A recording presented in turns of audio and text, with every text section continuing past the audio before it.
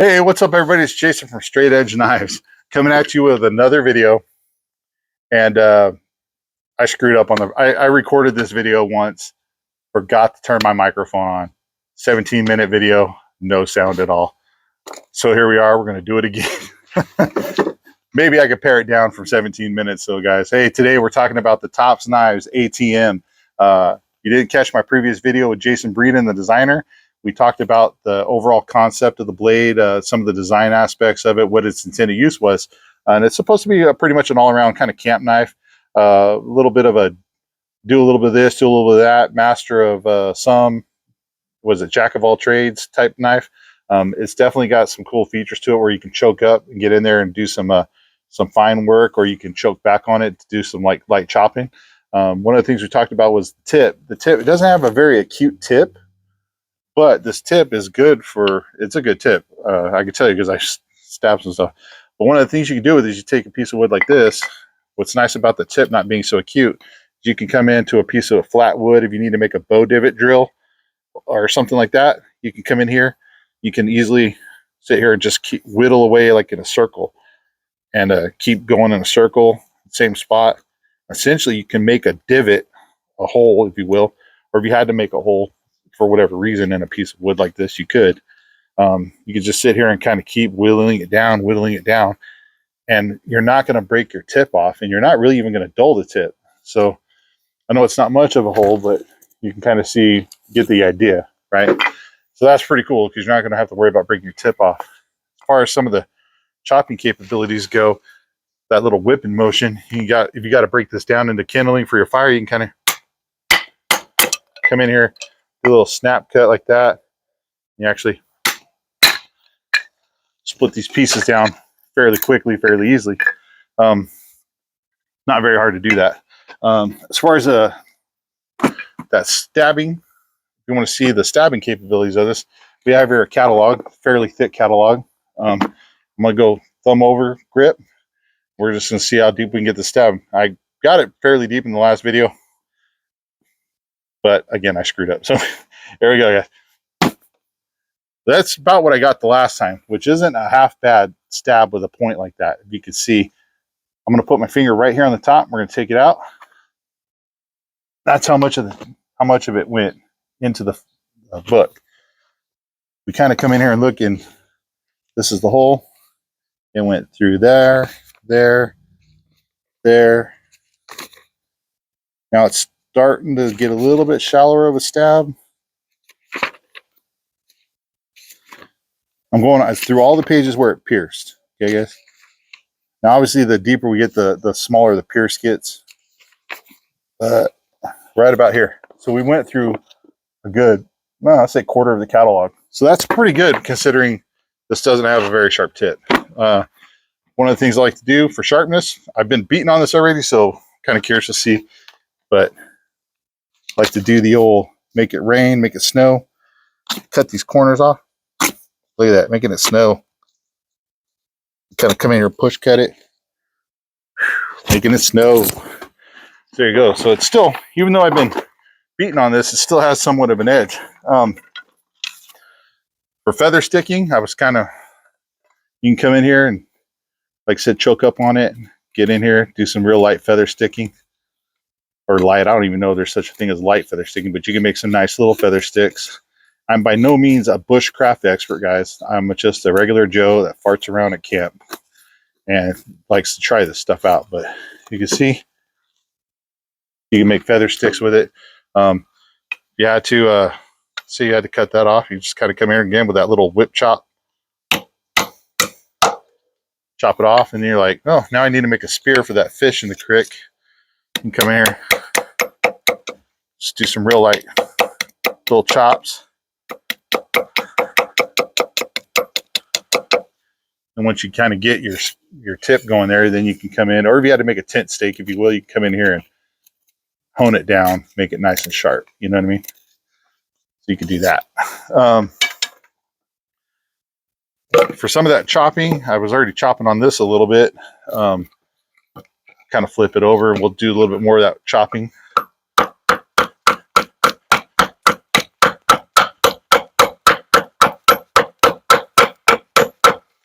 probably not sitting at the best angle for chopping, but it is what it is. We like to work it. So if you had to sit here and chop through this log for whatever reason, you could do it. That's not going to be as fast as using a hatchet, obviously, or like say an alot, because there's not a ton of mass behind this. But if this is, you know, if you went on a light pack out, right, you're like, hey, we're just going to go for a 3-4 hour hike. Something happens, you get stuck, you get lost. This is all you have on you. You could take a piece of wood this big around and break it down into smaller pieces for your fire. It's totally possible. You can see, I was initially, when I first started cutting through it on the first video that I screwed up on, that's kind of the second. You could sit here, for time's sake, I'm not going to cut through the whole thing, but you could. It's just take you a little bit longer, but it is what it is. If you needed to, you could always come down here on the end. You needed to make some bigger shavings for a fire. You could come in like this, chunk off chunks like that if you needed to.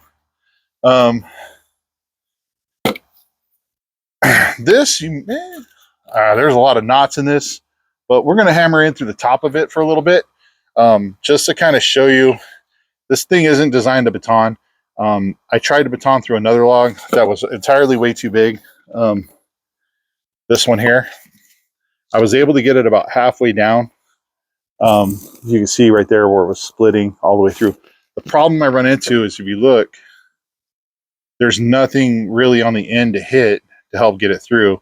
And then you see in your hands holding the blade, so you try to hit back here, there's just not enough room. So this was entirely way too thick of a log to try to baton through. I got about halfway through it. It took a little bit of work, but I was able to get through it. If I had to, I could probably keep going. I could probably split this. But it's a lot of work, and it's a lot of, I don't want to say wear and tear on the blade. This blade, I think it'll handle it. As you can tell, I did it, and the blade's still in great shape. But I am kind of curious now. This is a little bit of a thinner piece, right? So let's see if we can baton through this a little bit and see if it'll hold up. I'm gonna have to stand up here. So let me move my camera back just a little bit for you guys so we can get a better view. So again, see about how thick it is there compared to the blade. We'll set it right here. Use this big boy.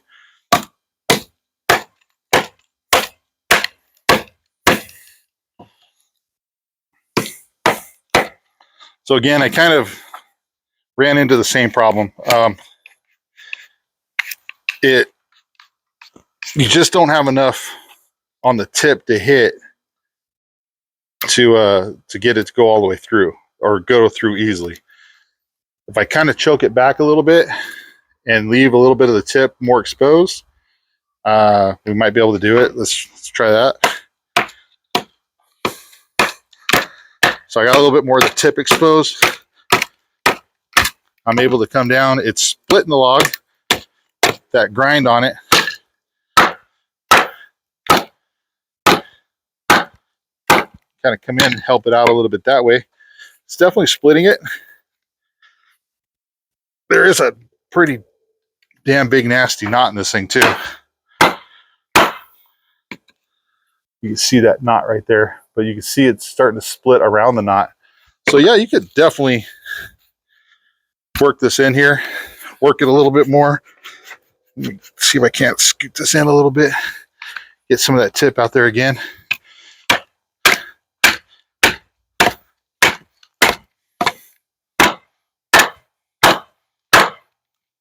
Whew. The log almost went flying there, guys.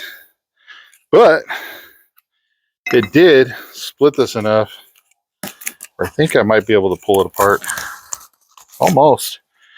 It really started cracking it almost all the way down. So again, this isn't the best knife to use for batoning by any means, okay? But I wanted to show you guys. There we go, getting yeah, see, I kind of rammed it up in there where that knot was. So again, I kind of ran into that, I guess, that knot spot, and it gets a little bit harder to do because because it there's just not enough to hit on the tip. Now, my point of doing that was not to say, oh, guys, this knife can't do it. It's not designed to do it. I got about halfway through that one. I got about halfway through this one. If I really wanted to sit here for 20 minutes and keep messing with it, I could get through it. I know I could. But, you know, for time's sake, you guys don't want to sit here and watch me do that for 20 minutes, right? Is it designed to baton? No. So don't really try it. I mean, stuff like this, sure. You know, you get, you know, pieces of wood out there like this, you know, you can, yeah, for sure, you can come in here, hammer it, baton it, and split it into pieces, you know. Just logs, it's not meant for that. Now, if you had a log that had a bunch of like little sticks hanging off it, yeah, you could easily come in here and chip all those off in a way, for sure.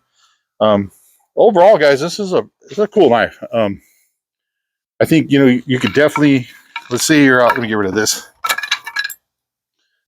Got a piece of rubber snubber. You know, you can come in here and you can like literally do a little quick little chop like that and went flying over there.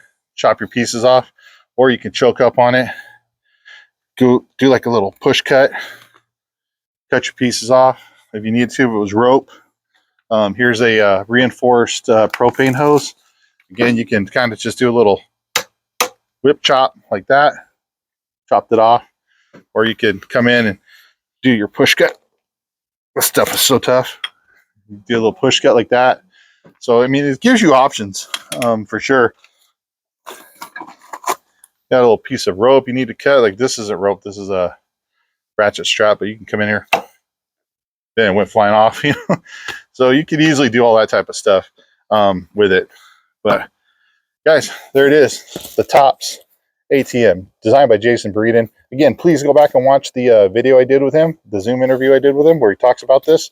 It gives you a lot more information on the concept, the design concept of it. And I'm glad he did that video with me, because I definitely don't do it justice in the way that I handle the knife. Because again, I'm by no means an expert. A lot of times when I'm doing this type of stuff for you guys, this is kind of just stuff that normal everyday people would probably do out at a campground, maybe, or either that or I'm just a weirdo, probably both. But you know, hey, you know, I'm looking forward to getting this knife out more this summer. When we go camping, we're gonna go on some trips. I'm gonna take this with me. I'm gonna definitely put it to use. I definitely think it's gonna be a great, like when we're out camping and we cook up a tri-tip and stuff, or you know, I'm gonna be able to get in there and cut that tri-tip up with it, or you know, we cook up some carne asada, some cheddar meat, and you know, get out there, gotta chop it up for the tacos. Be out there doing that, or you can roll up on it and do some dicing with it. So I mean, it's got multiple uses. It's a what is that, jack of all trade, master of none type knife. It's going to do a little bit of everything, which is cool. You know, granted, you always want to use the proper tool for the proper job. If you know you're going to be batoning wood, take a knife that's designed for batoning. You know you're going to be having to have a super acute tip for piercing a pig's hide on a pig hunt, take out the TOPS Pig Hunter, you know. But if you don't have those and you have this, you can make this work. You can make it work for sure, because it's an all-around knife. Hey, thanks for watching, you guys. Stay safe, stay sharp. We'll see you next time. I got to get my little remote here working, so I don't have to stand up and you guys can see my big belly. Anyway, stay safe, stay sharp. We'll see you next time.